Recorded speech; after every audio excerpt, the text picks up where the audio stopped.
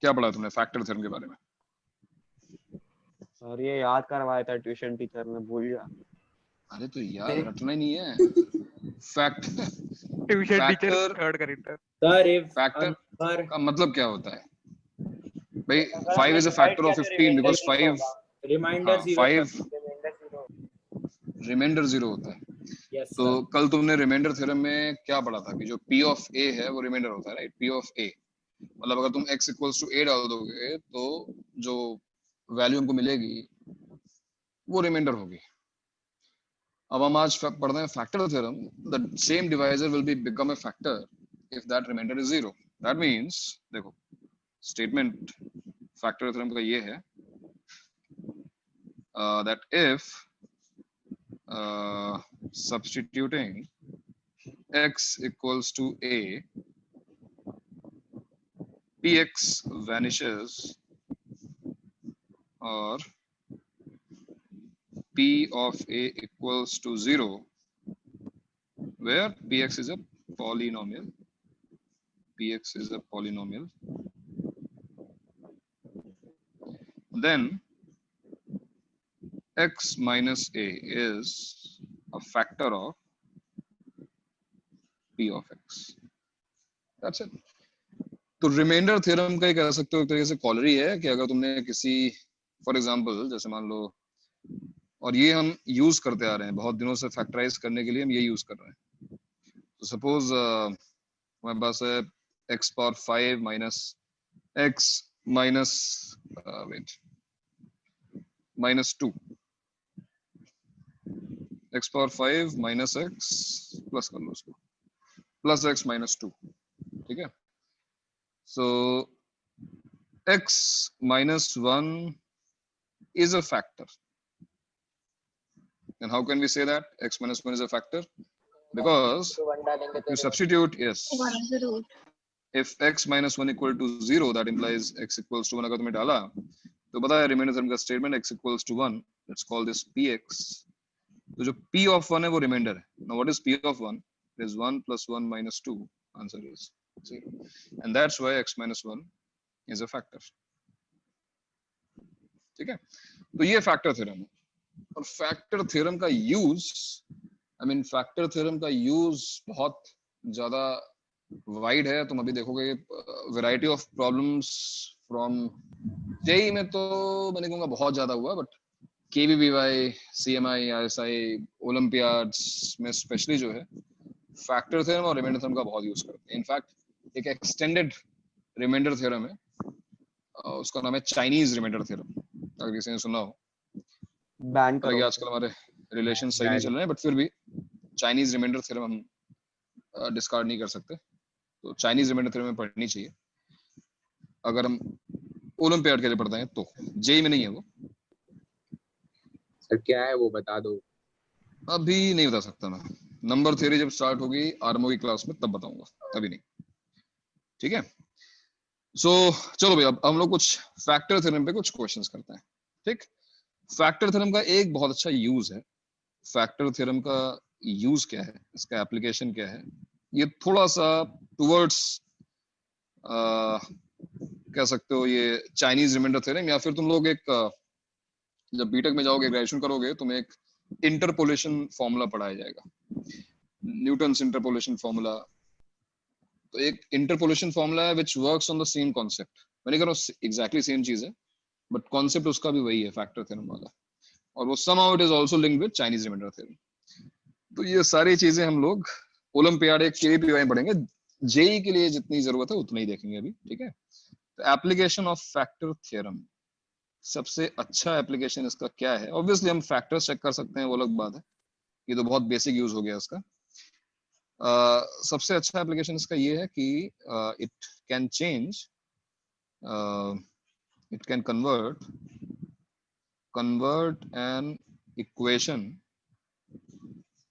to identity.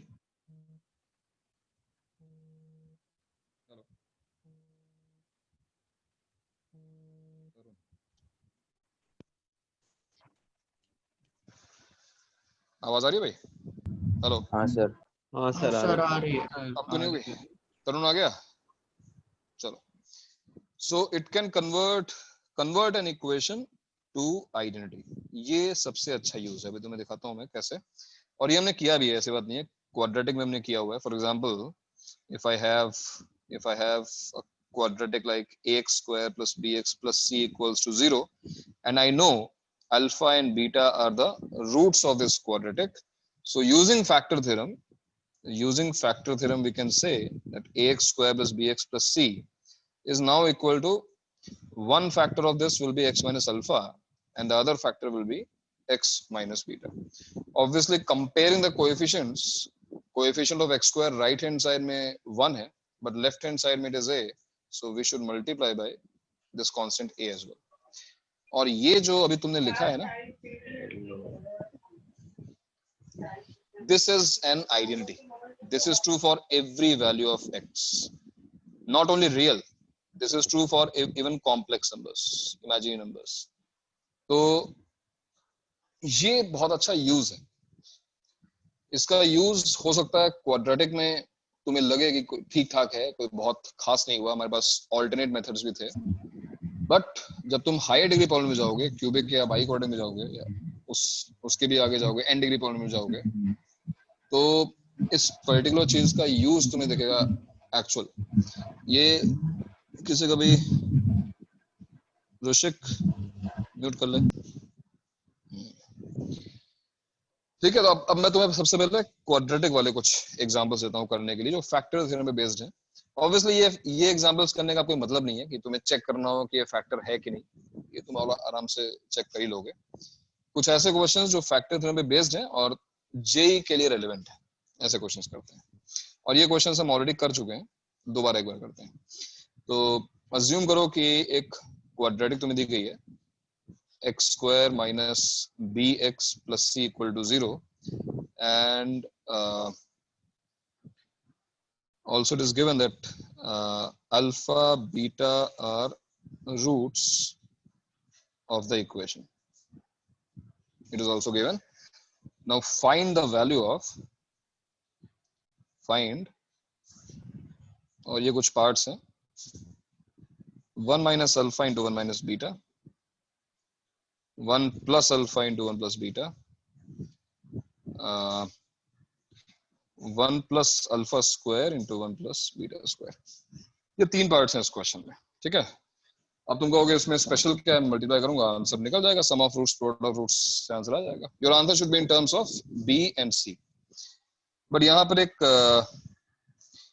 पर एक condition है भाई। कंडीशन ये है कि you can not multiply these two factors, I mean you can not simplify, ठीक है। तुम इन दोनों फैक्टर्स को मल्टीप्लाई नहीं कर सकते, ये कंडीशन है। Under this condition try to solve this question. बताओ, कंडीशन ये है कि आप जो है इन दोनों फैक्टर्स को मल्टीप्लाई नहीं कर सकते, क्योंकि मल्टीप्लाई किया तो डेफिनेटली बहुत आराम सॉल्व हो जाएगा। So without multiplication how will you solve these 3 parts? पहले फर्स्ट पार्ट पे आते हैं। बताओ भी क्या करोगे? मल्टीप्लिकेशन अलाउड नहीं है सर ये तो दोनों में चेंजेस 1 माइनस का है ना, दोनों रूट्स में चेंजेस, तो कुछ ऐसा हो जाएगा कि सी ए की जगह चला जाएगा बी, कुछ तो ऐसा था, मैं भूल गया। तुम अगर ट्रांसफॉर्मेशन की बात कर रहे हो तो ठीक है, याद है वो जो ट्रांसफॉर्मेशन ऑफ हाँ रूट्स, एक्स लेके उसको, ट्रांसफॉर्मेशन ऑफ इक्वेशन थी, तो हाँ 1 माइनस अल्फा को x लिया और वो सब्स्टिट्यूट कर दिया, तो एक नई क्वाड्रेटिक आ जाएगी जिसकी रूट्स होंगी 1 माइनस अल्फा 1 माइनस बीटा, और उसमें प्रोडक्ट ऑफ रूट्स निकालकर हम आंसर निकाल लेंगे। वो बात ठीक है, ठीक है। सर ट्रांसफॉर्मेशन से बिल्कुल सही कर रहा है। माइनस बी है क्या? हाँ, पहले वाले का सी माइनस बी है क्या? थोड़ा मिस कर रहे हो, एक और वैल्यू मिस कर रहे हो तुम। बट मैं ये चाह रहा था कि ठीक है, ट्रांसफॉर्मेशन अगर यूज करना हुआ तो ये सारे क्वेश्चन सॉल्व हो जाए। हाँ 1 प्लस सी माइनस, करेक्ट, अब सही। कैसे किया? हाँ सर यही आ रहा है सर, इसको वही किया, x square minus B x plus c is equal to x minus alpha x minus beta. अब देखो भाई, सभी लोग देखो फैक्टर थ्योरम का यूज। तो ये क्वाड्रेटिक हमको गिवन है x square minus B x plus c equals to 0, और जो मैंने अभी तुम्हें पहले एक्सप्लेन किया अभी, इसका application, this is the application, वही काम मैं यहाँ पे कर रहा हूँ। यहाँ पर ऑब्वियसली अगर अल्फा एक रूट है x माइनस अल्फा एक फैक्टर होगा, बीटा एक रूट है, तो x माइनस बीटा भी एक फैक्टर होगा। यहाँ पर कांस्टेंट टर्म मल्टीप्लाई करनी चाहिए थी, बट ऑलरेडी 1 है, तो हमें उसको मल्टीप्लाई करने की जरूरत है नहीं, 1 वहां पे भी है। अब जैसे मैंने कहा, ये केवल थियोरेटिकली नहीं है कि तुम बस इसको रट के बैठ गए, दिस इज एन आइडेंटिटी। अब तुम x की कोई भी वैल्यू, रियल या इमेजिनरी, यहाँ पे सब्स्टिट्यूट कर सकते हो। You can substitute any value of x. Look at this question. First part. You want to find 1 minus alpha into 1 minus beta. And you are free to substitute any value of x. What will you substitute? Tell me. X equals to what? 1. 1. For first part, substitute x equals to 1 in equation 1. डाल दो x equal to 1. क्या आ गया? 1 minus b plus c equals to 1 minus alpha into 1 minus beta. That's your answer. Again, बहुत impressive नहीं था, multiply करते answer आया था, but had it been a 10 degree polynomial, had it been a 20 degree polynomial, 20 factors को multiply नहीं कर पाओगे, कर भी लोगे तो बहुत tedious होगा। But this trick, मतलब ये जहां हम हायर डिग्री पॉलिनोमियल्स गए ना, ये ट्रिक बहुत ही औसम होने वाली है, तो ध्यान से देखते रहो, ठीक है। सेकंड पार्ट पे आते हैं। सेकंड पार्ट में देखो क्वेश्चन क्या है और मुझे बताओ कि तुम क्या करोगे। सेकंड पार्ट है 1 plus alpha into 1 plus beta. 1 plus b plus c -1 substitute करें। -1 by 1 plus B plus C. अच्छा, answer 1 plus B plus C है, ठीक है। Substitute x equals to -1 this time, the same equation, the same identity. देखो ना, इस identity में अगर हमने x को -1 डाल दिया, so I'll get 1 plus b plus c equals to -1 minus alpha into -1 minus beta. x को हमने -1 रखा है, and you can take this -1 common, so 1 plus b plus c equals to 1 plus alpha into 1 plus beta, and that's your second part. खत्म। What about minus common था, minus common लिया ना, दोनों से कॉमन लिया ना, तो माइनस हाँ, माइनस फिर- प्लस हो गया। अच्छा हाँ माइनस माइनस प्लस हो गया। माइनस माइनस प्लस हो गया। अगर तुम एक मिस्टेक करते हो तो माइनस होगा, दो मिस्टेक करोगे तो माइनस माइनस प्लस हो जाएगा, ठीक है, एग्जाम में। आगे बढ़ोगे। Third part, 1 plus alpha square into 1 plus beta square.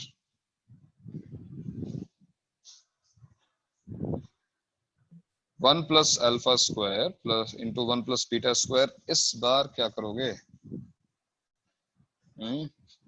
Sir x उससे को 1 प्लस अल्फा स्क्वायर लिखते हैं, 1 plus 2 alpha 1 square. minus 2 alpha और 1 minus 2 बीटा सर। मतलब x को मतलब x को कोई एक दो ही वैल्यूज, एक्स को एक ही पहले तो एक ही value रखोगे ना, एक फैक्टर में अलग एक फैक्टर में अलग, ऐसे बायस तो नहीं हो सकते हैं।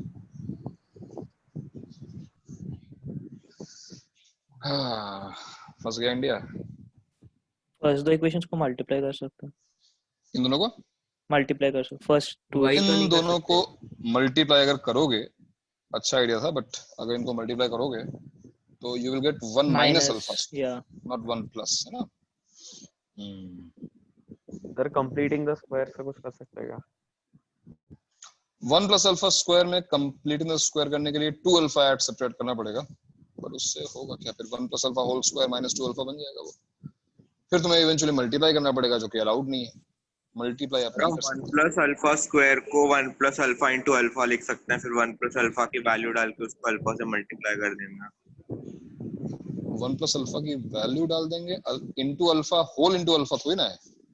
1 plus alpha, alpha into alpha ही है ना, तो तुम 1 प्लस अल्फा की वैल्यू कहाँ से डाल दोगे? सर हम 1 लोग प्लस x में अल्फा या बीटा डाल ही नहीं सकते, फिर दूसरे जगह पे वो होल्ड नहीं करेगा। अगर बीटा डाल दिया तो अल्फा के लिए नहीं करेगा। x को तुम बिल्कुल डाल सकते हो, अल्फा बीटा, x को मतलब तुम कुछ भी डाल डाल जरूर सकते सकते हैं, पर फिर सर डालने का मतलब नहीं है। हो। हाँ, कोई फायदा नहीं होगा, मतलब x को अल्फा रखेंगे तो राइट हैंड साइड 0 हो जाएगी, कोई फायदा तो नहीं होगा, उससे कोई फायदा नहीं मिलेगा। सही बात है। तो फिर तो फंस गए भाई हम लोग। क्योंकि तुमने शायद नोटिस नहीं किया कि यहाँ पर अल्फा और बीटा है, चाहे वो फर्स्ट सेकंड पार्ट था। इजी क्यों था? क्योंकि यहाँ पर अल्फा और बीटा था। थर्ड पार्ट में we have alpha square. X की तुम कोई भी वैल्यू सब्स्टिट्यूट कर लो, अल्फा स्क्वायर तुम्हें नहीं मिलने वाला। अल्फा स्क्वायर कैसे लाओगे? अल्फा स्क्वायर तभी आ सकता है जैसे अभी उसने बोला था ना, मल्टीप्लाई कर दो, इन दोनों को मल्टीप्लाई कर दिया, बट अनफॉर्चुनेटली माइनस बीच में आ जा रहा है। किन दो फैक्टर्स को मल्टीप्लाई करोगे जिससे प्लस बीच में आ जाए? Can you think of two factors, linear factors, when multiply these two you get 1 plus alpha square.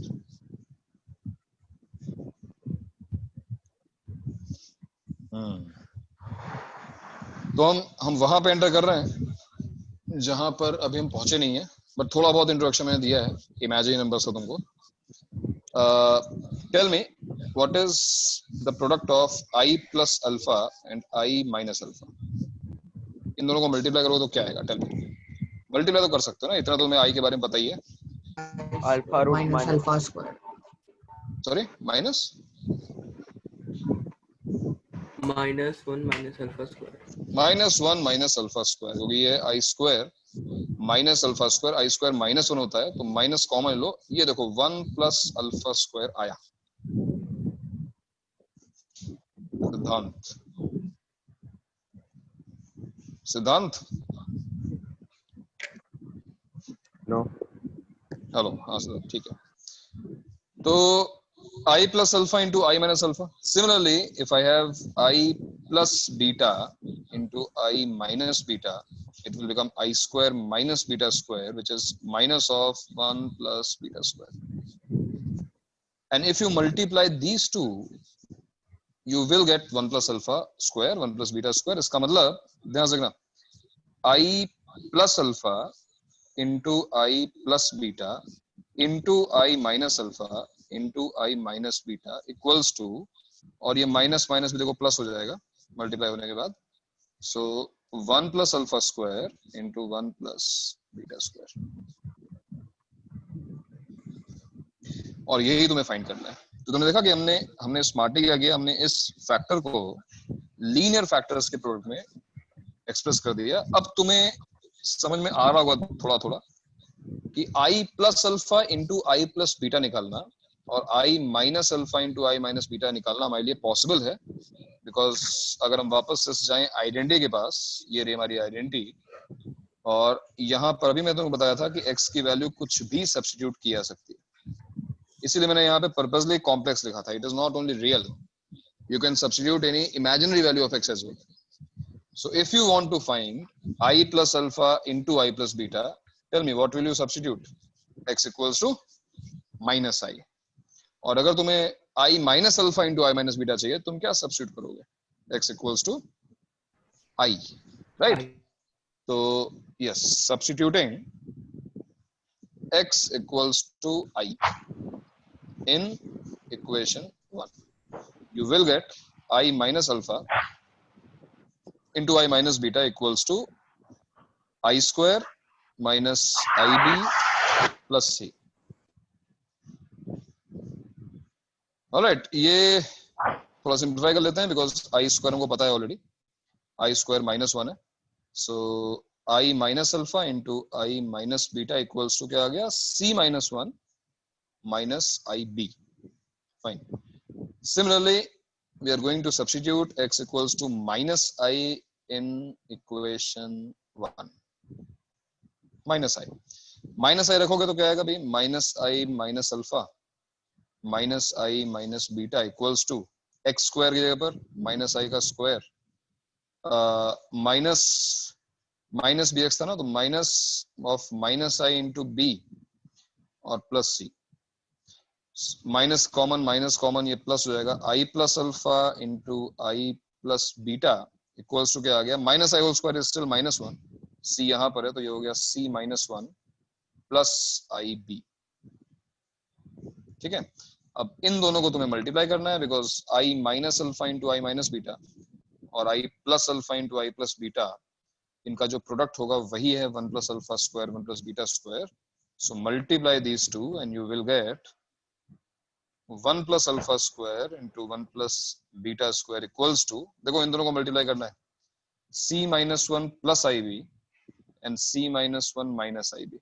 एक बार फिर देखो ये a plus b minus b form में है, तो क्या आंसर आएगा, c -1 का whole square minus i square b square, right, a square minus b square, और तो बताइए कि आई स्क्वायर -1 होता है, तो answer is c -1 whole square plus b square.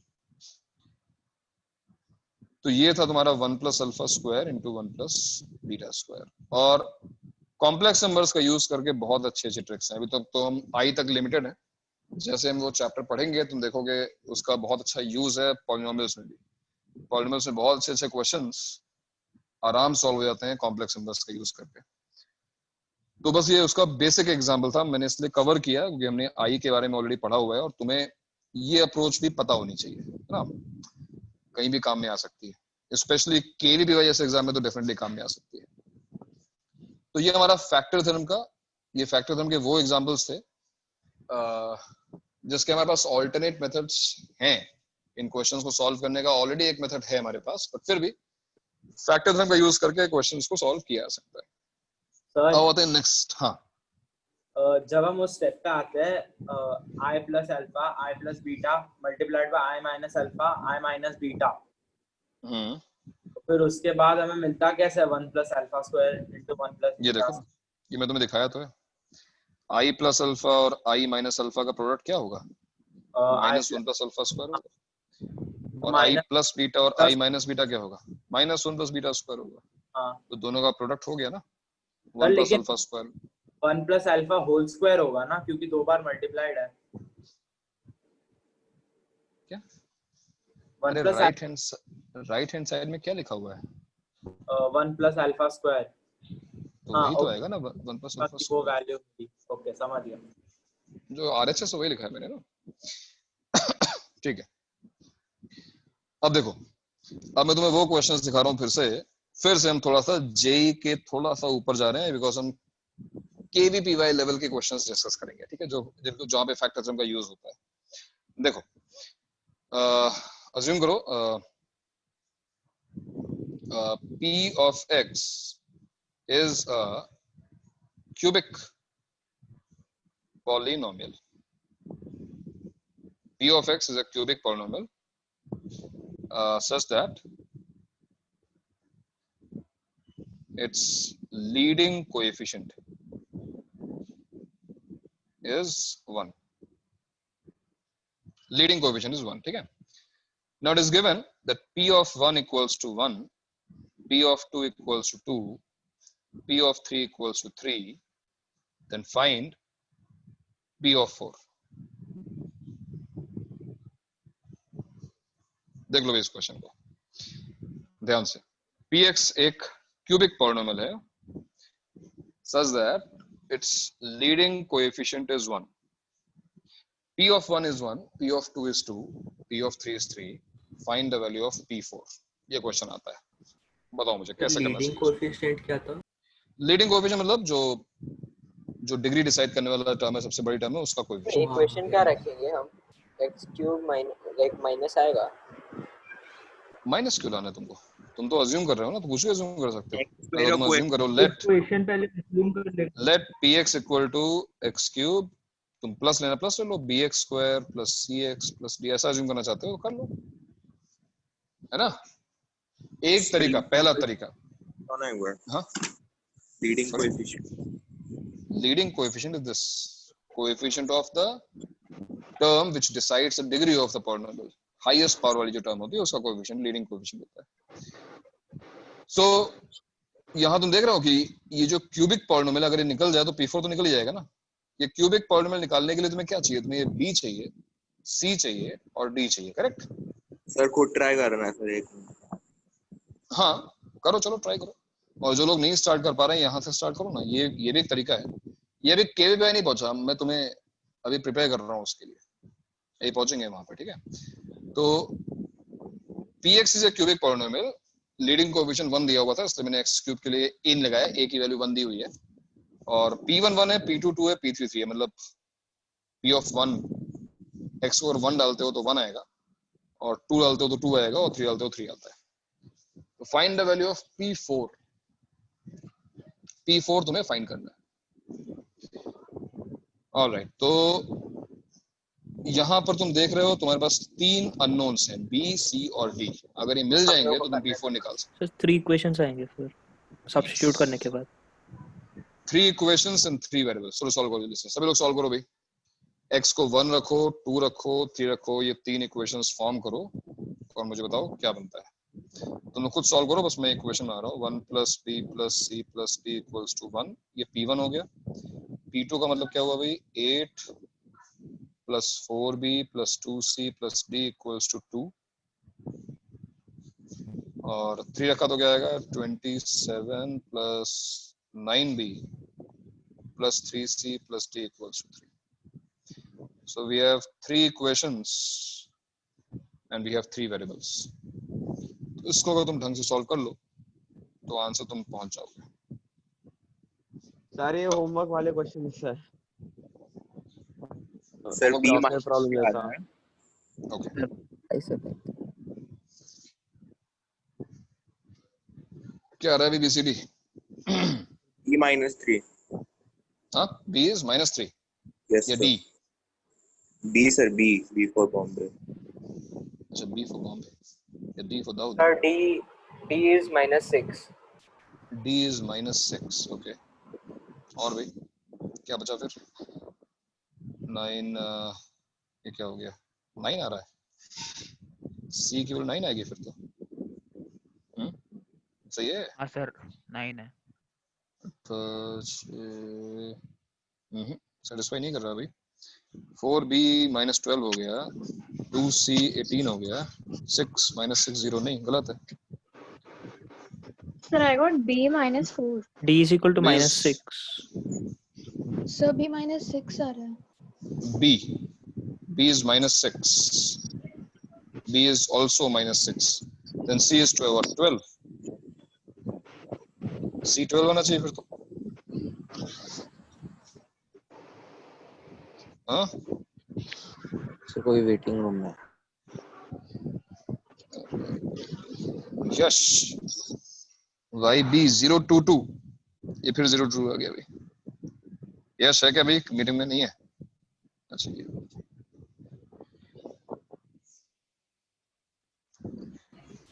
Yash confirm करो भाई। यश, हाँ सर, पुराना स्टूडेंट है। अरे तो वो कंफर्म कर अपने सकते अपना हैं। बंदा है सर। ओहो, नाम तो कोई भी डाल सकते हैं ना यार। यश कंफर्म करो यार। सर 2 यश है। हेलो हाँ सर, 2 यश। हाँ ये आ गया, ठीक है। ओके, सो ये भी सही लग रहा है यार, B -6 ये सही लग रहा है क्या? देखो चेक करो भाई इसको। सर तुम लोग C12 सभी का सही आ आंसर रहा है। C12 सही आ रहा है। तो 24 और -24 कैंसिल हो गया, D हो गया। हाँ ये सही है, ये सही है, correct. So B is -6, C is 12 and D is -6। और अब देखो तुम्हारा जो px है वो आ जाएगा x³ -6x² + 12x -6। और अब तुम बड़े आराम से P4 निकाल सकते हो, क्योंकि P4 की वैल्यू आएगी क्या आएगी भाई, 64 - 96। क्या है भाई? हाँ, और क्या है, 48 कितना हो गया, -48 -54, 10 आ रहा है क्या P4? 10 आ रहा है। 10 आ रहा है, तो P4 is 10। 10 आ रहा है। P of 4 is 10। KVPY तो नहीं बोलूंगा मैं, KVPY स्टैंडर्ड नहीं पहुंचे, बट सिमिलर क्वेश्चन है, मतलब उसका ही मैंने इजी वर्जन दिया तुम्हें। अब जरा सोचो कि क्या तुम इसी क्वेश्चन को, क्योंकि क्वेश्चन मिस कर लिया और कोई बहुत लेंथी भी नहीं था, रीजन ये था कि एक क्यूबिक था। अब सोचो कि यहाँ पे मैंने दिया होता it is a 10 degree polynomial. 10 degree polynomial अगर तुम अज्यूम करते x⁻10, bx⁻9, cx⁻8, पता है कितने अननोन्स होते हैं उसमें? 10 डिग्री पॉलिनोमियल में 10 अननोन्स होते अगर लीडिंग कोएफिशिएंट 1 है तो, और 10 अननोन्स के लिए अगर 10 इक्वेशंस बनानी पड़ती तो फिर मेरे हिसाब से तो मेन लेवल का है ये मेन लेवल तो कह सकते हैं जो इजी क्वेश्चंस है, बट रेलेवेंट नहीं, मतलब मेन में ऐसे क्वेश्चन आते नहीं है क्वाड्रेटिक से, ठीक है। लेवल इसका मेन ही, मतलब हाँ जो इजी वाले क्वेश्चन मेन में होते हैं वैसे ऐसे क्वेश्चन आ सकते हैं। फिलहाल हमें ये सोचना है कि हम इस क्वेश्चन को किसी दूसरे मेथड से, ऑब्वियसली फैक्टर थ्योरम से कर सकते हैं, बिकॉज अगर हम उससे कर पाए तो क्वेश्चन बहुत इजीली सॉल्व होगा। अब तक तुमने ये तो नोटिस कर ही लिया होगा कि यहाँ पर कुछ स्पेशल है। स्पेशल मतलब ये है कि P1 1 है, P2 2 है, P3 3। कई लोगों लगता है तो फिर P4 4 होगा, पर P4 4 निकलता नहीं है। तो ऑल्टरनेट मेथड क्या हो सकता है?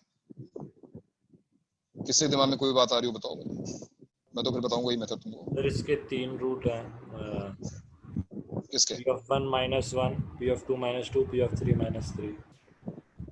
P(1 - 1) तो एक मतलब P(1 - 1) 0 है, ये रूट कैसे हो सकती है? रूट रूट की डेफिनेशन ये है ना कि x की वैल्यू सब्स्टिट्यूट की तो वो पॉलिनोमियल 0 होना चाहिए। अगर P1 0 होता तो 1 उसकी एक रूट होती, अगर P2 0 होता तो 2 उसकी एक रूट होती, बट P1 0 नहीं है, P1 1 है। P1 - 1 उसकी रूट कैसे हो सकती है? P1 - 1 तो खुद ही 0 है ना। पॉलिनोमियल में x की वो वैल्यू जो उसको 0 बना दे वो उसकी रूट होती है। तो अगर लिखा होता कि P1 0 है तो 1 उसकी रूट होती, इस वक्त 1 उसकी रूट नहीं है, और P1 - 1 तो रूट हो ही नहीं सकती ना। और सोचो, मैं थोड़ा सा हिंट देता हूँ, चलो थोड़ा सा हिंट देने बुराई नहीं है, तुम इसके बाद सोचो तो ये बड़ी बात है। If I right P of x अगर हम equals लोग to -1 x, करें तो मतलब इक्वेशन से नहीं -1 क्यों, फिर वो -2 है, वो -3 है। If I write px equals to x, what you have to say about this in this question? Px equals to x मैंने क्यों लिखा, ये अब तक क्लियर हो गया होगा। P of 1 1 है, P of 2 2 है, P of 3 3 है। मैंने कोई आंसर नहीं लिखा है, मैं केवल चाहता हूं तुम डिस्कस करो P of x equals to x के बारे में। बताओ मुझे P of x equal to x देखकर तुम्हें क्या समझ में आ रहा है? गलत है ना? सेकंड डिग्री आंसर नहीं है, आंसर नहीं है। P of x equals to x is satisfied by x equals to 1, x equals to 2, x equals to 3, isn't it? This is what is given in the Yes, sir. question. P of 1 equals to 1, P of 2 equals to 2, P of 3 equals to 3. And that means, देखना यहाँ पर क्या लिख रहा हूँ मैं, Px minus x equal to 0 has 3 roots, which are 1, 2 and 3. बात सही है ना? अगर 1 2 3 इसको सेटिस्फाई करते हैं तो रूट्स की तो ये डेफिनेशन है ना, जो सेटिस्फाई कर रहा है वही रूट है। अच्छा, Px minus x किस डिग्री का पॉलिनोमियल होगा? अगर Px ऑलरेडी क्यूबिक है तो Px minus x किस डिग्री का पॉलिनोमियल होगा? क्या हो गया जोएब? क्यूबिक से अगर क्यूबिक से x सेपरेट कर दोगे तो वो डिग्री 2 हो जाएगी। क्यूबिक ही रहेगा ना, डिग्री 3 रहेगा वो। बट अगर हम px इक्वल टू x ले और अगर रिमाइंडर x आ रहा तो हम लोग को था ना अज्यूम करना कि उससे x ज्यादा है। क्या बोल रहे हैं? हम लोग ने px इक्वल टू x जो पहला जो लिखा ना, मतलब रिमाइंडर x है, तो हम लोग को था ना कि हमें अज्यूम करना कि उससे 1 डिग्री बड़े का पॉलिनोमियल है। रिमाइंडर थ्योरम कहाँ लग रही है यार? Px equal to x is satisfied by x equal to 1 2 3. Reminder x से चलो ठीक है, डिवाइजर ये Px क्या है इस वक्त?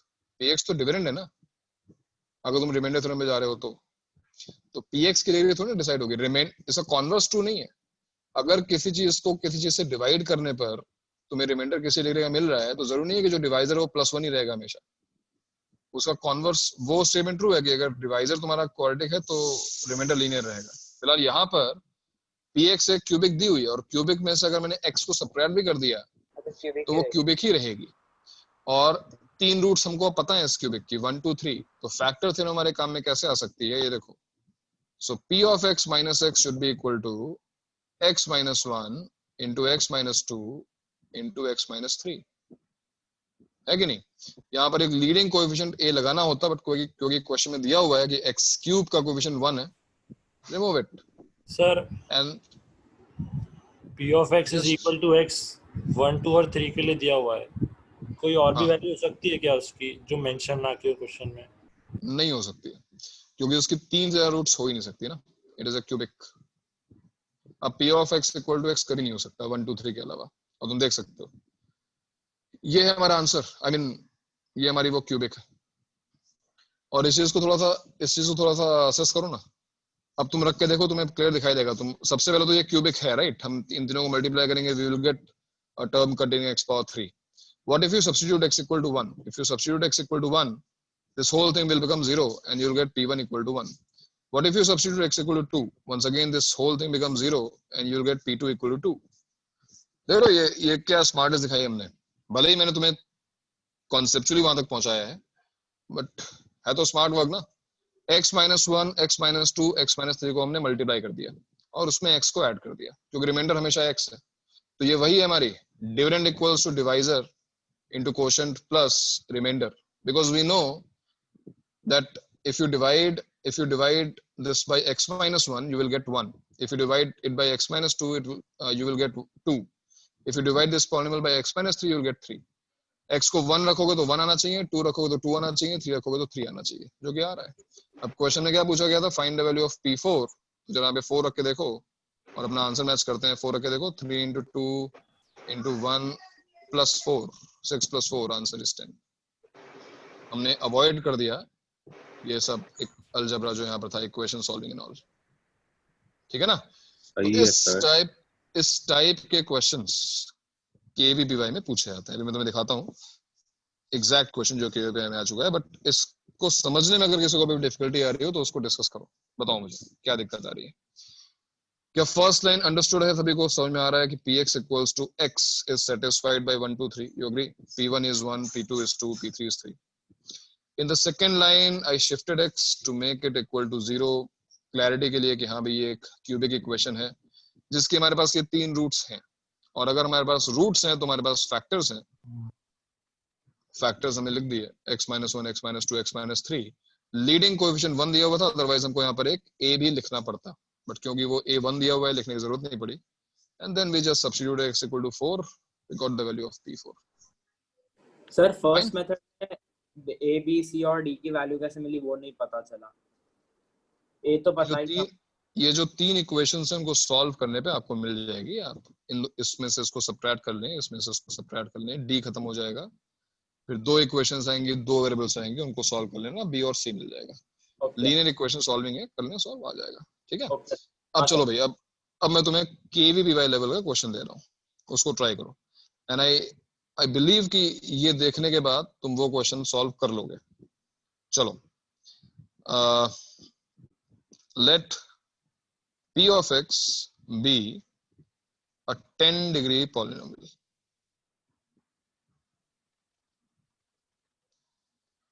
such that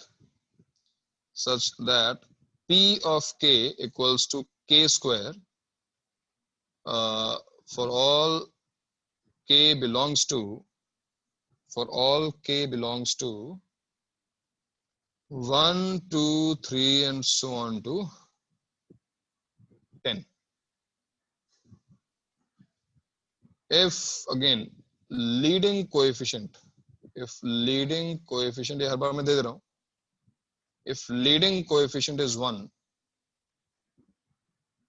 find p11.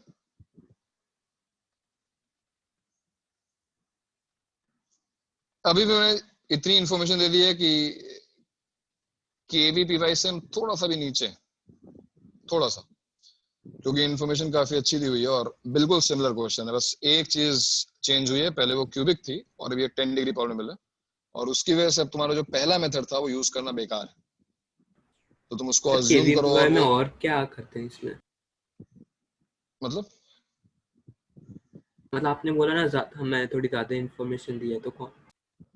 मैं बता रहा हूँ ना, बस आएगा, मैं एग्जैक्ट क्वेश्चन दूंगा इसके बाद, पहले इसको सॉल्व करो। Let px be a 10-degree polynomial such that pk equals to k square. For k, p of k equal to k square means what? P of 1 is 1 square. P2 is 2 square. P2 is 4. P3 is 9 and so on to p of 10 is 100. तो ये तुमको already दिया हुआ है। You are supposed to find p11. करो, अपने आप करो।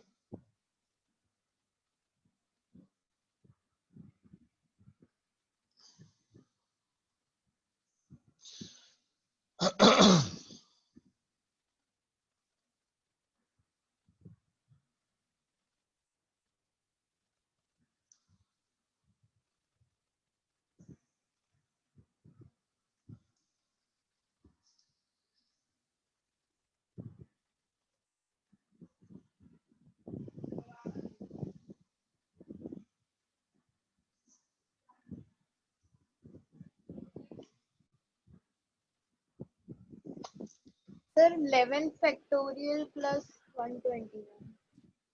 Is it 11 factorial? Sure. Sorry, 10 factorial. Correct. Very good. So एक बार Sir, फिर बिल्कुल is it a 7-digit answer? you don't need to calculate 10 calculate करना factorial. जरूरी नहीं है. नहीं I 10 did, factorial and का it's मतलब like very huge. सर 10 हाँ, it's a factorial huge number, calculate obviously. करना है. That's why 3 that's why we use the simple factorial. No? We do not need to calculate this much. 10 factorial, leave it. 10 factorial. Oh, I calculated it. Okay. No need to calculate it.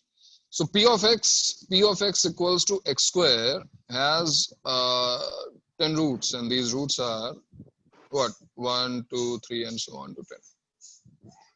It's a 10-degree polynomial. It has 10 roots. बहुत अच्छी बात है. So we can use factor theorem. P of x minus x square will be equal to a. A is 1. That's why it is simply x minus 1, x minus 2, and so on to x minus 10. And when we want to find P of 11 substitute कर दो. 11 minus 1, 10 into 9 into 8 into so on to 1 plus 11 square. I think सभी को पता है almost. अगर किसी को ना पता हो, this thing is expressed as 10 surprised. I mean 10 factorial exclamation mark है वो. So 10 factorial बोलते हैं इसको. 10 factorial means natural number का factorial अगर लिखा हुआ है 2 factorial, 3 factorial, multiply all natural numbers which are smaller than this number till 1. So 10, 9, 8, 7 and so on to 1 is 10 factorial plus 11 square 121 is your answer. खत्म हो गया. अरे Easy था ना? फैक्टोरियल वाली चीज पता ही नहीं थी. नोटेशन है बस. सर थोड़ा लेट आ गया.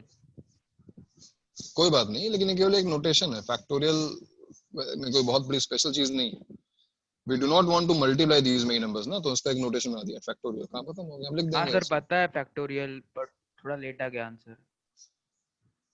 हाँ कोई बात नहीं, लेट सही आना चाहिए बस. अब मैं दे रहा हूँ तुम्हें KVPY का क्वेश्चन, ठीक है, और देखते हैं तुम कर पाते हो कि नहीं. देखो again P of x is a 9 degree polynomial. P of x is a 9 degree polynomial, ठीक है, such that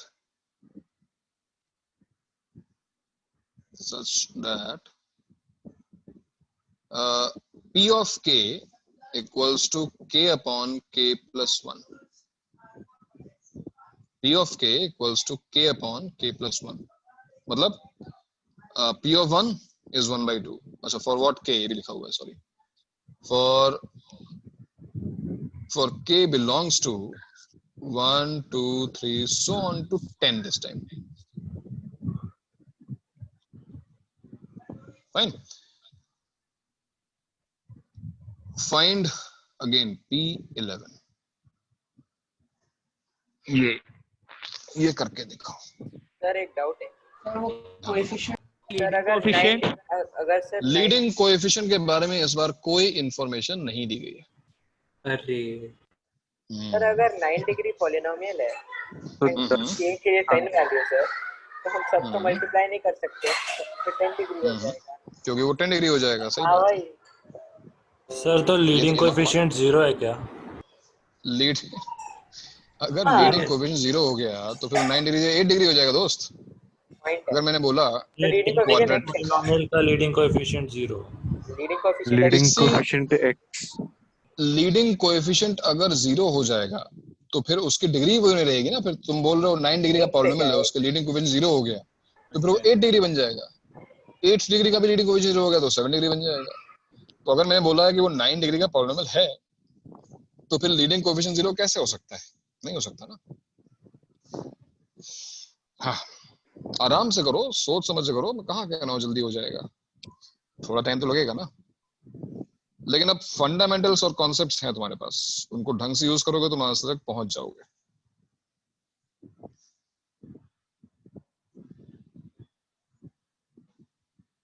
जिस प्रकार से आपने फैक्टोरियल पिछले प्लस क्वेश्चन सॉल्व किया। 11/12 क्या हुआ? सर 10 फैक्टोरियल प्लस 11/12 ना, गलत है। क्या तुम ये कहना चाहते हो कि p ऑफ x तुमने जो सॉल्व किया है उसके हिसाब से, मैं बताऊं तुमने क्या किया है? तुमने p ऑफ x को लिखा है x minus 1 into x minus 2 so on to x minus 10 plus x upon x plus 1, ये लिखा है तुमने? नहीं तो सर, तुमने x को यहाँ पे 11 डाल होल दिया है। डिवाइडेड बाय है sir. Sir whole whole divide by x plus 1। हाँ सर। सर क्योंकि p minus p of k minus k upon k plus 1, तो k plus 1 p of k से मल्टीप्लाई हो जाएगा। क्रॉस मल्टीप्लाई किया तुमने? सर k plus 1 को cross multiply किया, मतलब k plus 1 into p of k equals to k लिखा? हाँ sir. k plus 1 into pk equals to k लिखा ना तुमने? हाँ सर। तो डिवाइड बाय आया कहाँ से फिर? तो डिवाइड बाय गायब हो गया ना, वो तो इक्वल टू 0 था। डिवाइड बाय जो था k plus 1 वो तो कैंसिल हो गया ना एलसीएम लेने के बाद, हट गया ना वहां से, तो डिवाइड बाय तो आएगा ही नहीं। सर 9 फैक्टोरियल प्लस क्या, ये क्या है 11/12? कैसे? सर मैंने k माइनस 1 से लेके k माइनस 9 तक लिया, बिकॉज k माइनस 10 तो 1 ही हो गया, तो इंटू 1 तो सेम एक्सप्रेशन हो जाएगा। भाई पहले p11 नहीं, पहले मुझे px बताओ, तुम्हारा p ऑफ x क्या है, फिर हम p11 निकाल लेंगे, कोई दिक्कत नहीं। तुमने p ऑफ x क्या लिखा है? सर मैंने p of x equal to x minus 1 से लेके x माइनस 9 तक plus x upon x plus 1। तो अगर तुमने ऐसा 9 तक लिखा, 10 तक लिखा, जो भी लिखा, ये सब गलत है।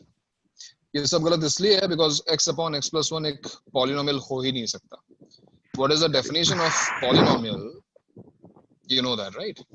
तो x अपॉन x प्लस 1 लिखने का मतलब है ये पॉलिनोमियल नहीं है। That's why this any answer of this type is wrong. चाहे तुम 9 तक लिखो, 10 तक लिखो तो वैसे ही गलत है। अगर किसी ने 10 तक लिखा भी है तो वो वैसे ही गलत है, बिकॉज ये 9 डिग्री का पॉलिनोमियल है, उसमें 10 फैक्टर्स कैसे हो सकते हैं? 10 रूट्स, 10 डिग्री तो हो ही नहीं सकती ना इसकी, तो ये तो वैसे ही गलत हो जाता है। बट उसमें अगर तुम x ले ले तो कोएफिशिएंट x कैसे हो सकता है यार? कोएफिशिएंट तो कांस्टेंट चीज होती है ना, कोएफिशिएंट x कैसे हो सकता है? कोएफिशिएंट का मतलब है कांस्टेंट वैल्यू। सर पहले P1 का मुझे 1/2 मिला आंसर। P1 सही बात है, ये दिया हुआ है p of 1 is 1/2, p of 2 is 2/3 and P of 3 is 3/4 to 10 and similarly p10 is 10/11। Sir इनका जो डिफरेंस है P2 minus P1 तो इनका जीपी में आ रहा है ना डिफरेंस, देन डिफरेंस पता चल जाएगा। तो डिफरेंस जीपी में आ रहा है? सरप्राइजिंग है भैया, डिफरेंस जीपी में कैसे आ रहा है बताओ मुझे। तो P2 minus एक सेकंड, P2 minus P1 आ रहा है तुम्हारा 1/6। हाँ 1/6, और P3 minus P2 आ रहा है 1/12। 1/12 और P5 minus P4 क्या आ रहा है? एक सेकंड सर,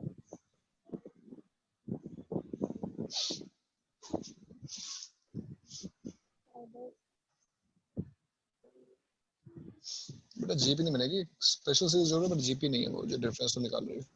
सर जीपी और एपी सेम होता है? नहीं होगा ना। 1/30 है सर। हाँ 30 है ना, तो जीपी नहीं बनेगी सर ना। मल्टीपल है 6 का। बाई चांस आ गया, फिर आगे नहीं आएगा। बट ऐसे पैटर्न्स देखने का फायदा क्या हो रहा है? जीपी नहीं बनेगा।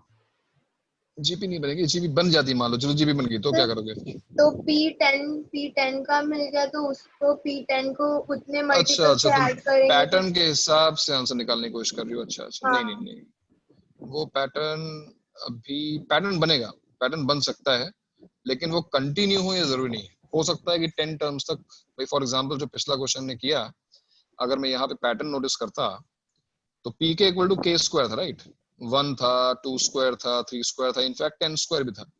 तो अगर हम पैटर्न नोटिस करके आंसर निकालते तो हमारा P11 क्या आना चाहिए था 11 स्क्वायर 121, बट आंसर क्या है 121 प्लस 10 फैक्टोरियल। तो ऐसे क्वेश्चंस में पैटर्न देख के आंसर मत निकालना, आंसर सर गलत हो नहीं हो जाएगा। रहा, कोई हिंट हो ना। सर 10 फैक्टोरियल प्लस 11/12 आ रहा है। नहीं सर हिंट हो, नहीं हो रहा। हिंट दो, चलो हिंट ले लो। अगर मैं जैसे उसने बताया अभी k+1 को क्रॉस मल्टीप्लाई किया क्योंकि हमको पॉलिनोमियल चाहिए, late x+1 into px equals to x, ऐसा k को x रख दो, and this is satisfied by what, x equals to 1 2 3 and so on to 10, जैसा हम अभी तक करते आ रहे थे। x+1 को क्रॉस मल्टीप्लाई करना जरूरी है बिकॉज ये polynomials, factor theorem, remainder theorem सब पॉलिनोमियल्स में लगती है। x अपॉन x+1 रखे रहोगे तो पॉलिनोमियल बनेगा ही नहीं ना। लेकिन अब कुछ लोग सरप्राइज थे कि यहाँ पर 10 वैल्यूज क्यों दी हुई हैं, ये तो 9 डिग्री पॉलिनोमियल है।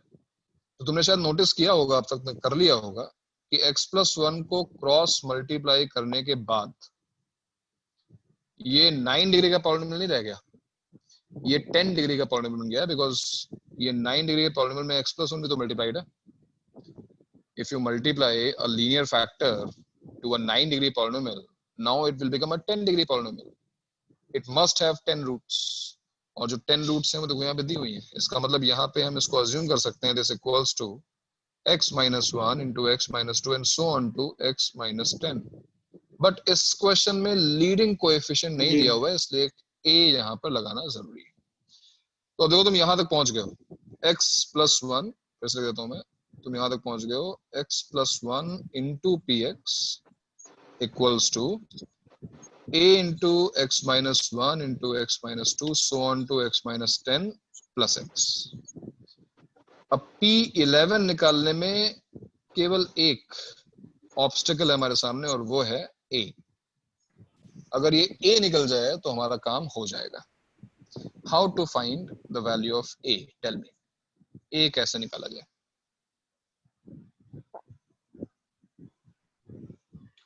Remember, this is an identity. It is true for every value of x.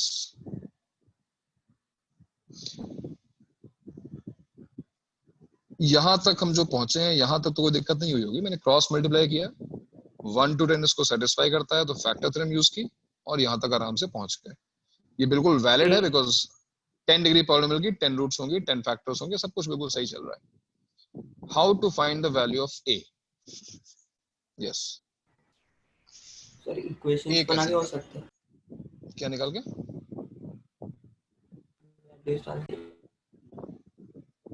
नहीं सुना मैंने, क्या बोल रहे हैं? इक्वेशंस बनाकर? कौन सी इक्वेशन? जो दिया हुआ है वो तो ये दिया हुआ है, P1 हाफ है, P2 2/3 है, P10 10/11 यहाँ तक दिया हुआ है। अगर तुम 1 रखोगे तो अपने आप देखो 2P1 = 1, P1 हाफ आ जाएगा। a की वैल्यू तुम्हें जो गिवन है उससे नहीं मिलेगी बिकॉज सारे हमने यूज कर लिया ना। 1 रखोगे तो भी 0 हो जाएगा, 2 रखोगे तो भी 0 हो जाएगा। सर a 1/6 है क्या? कैसे? तो आप वो बताओ ना, है कि नहीं है?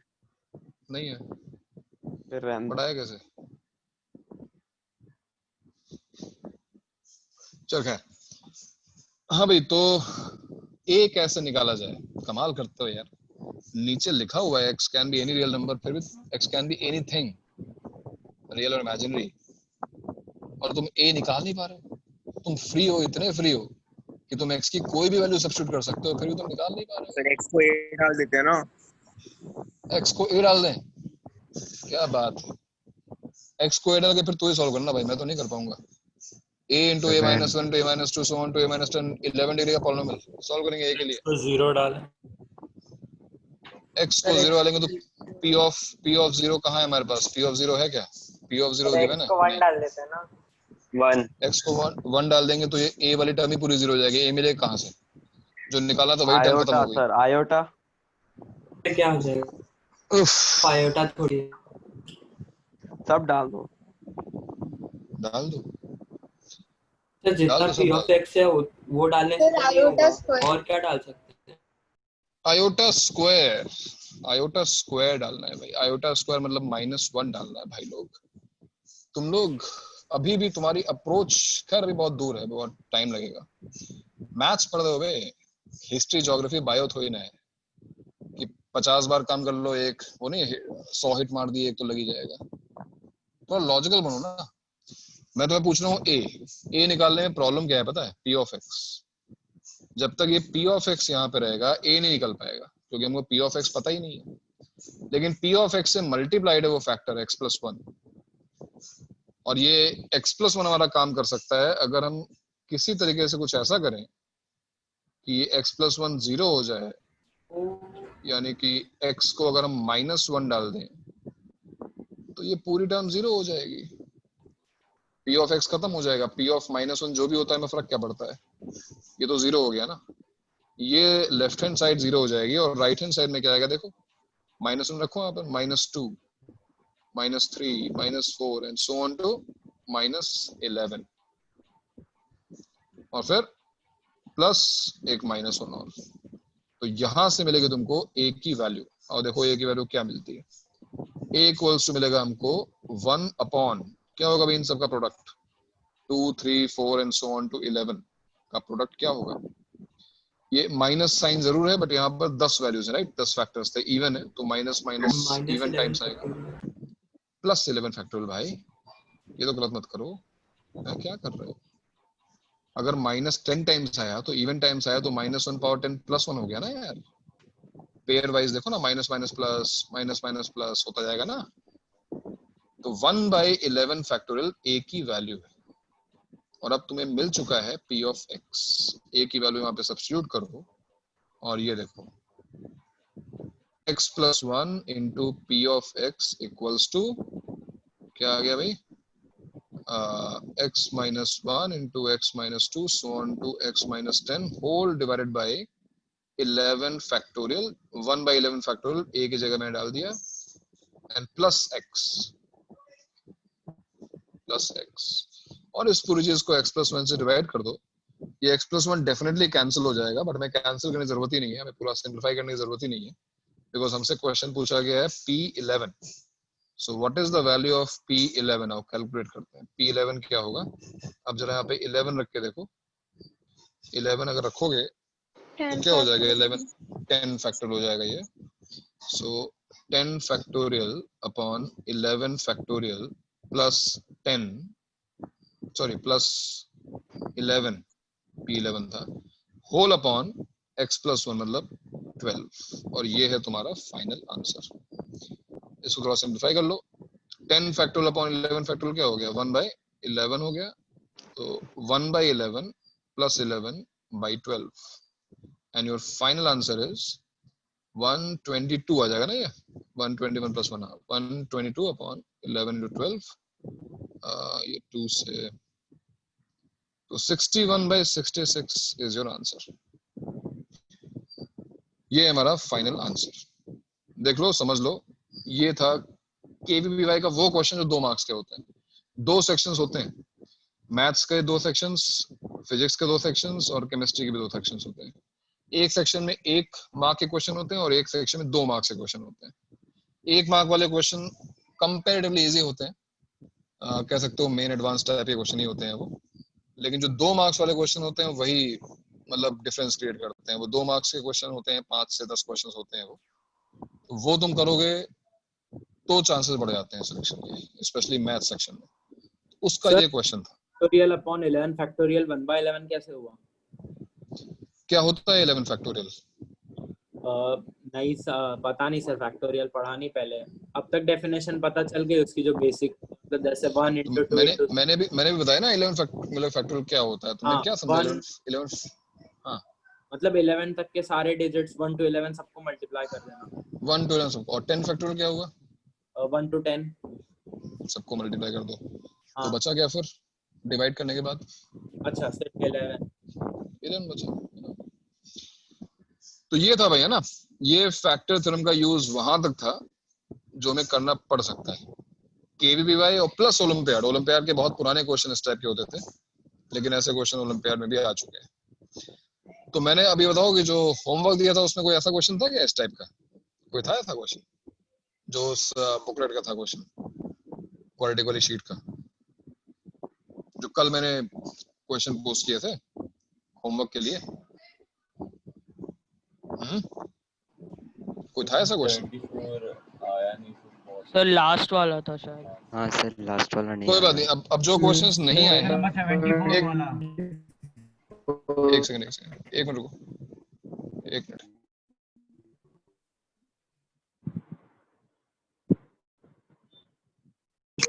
Okay sir. कैमरा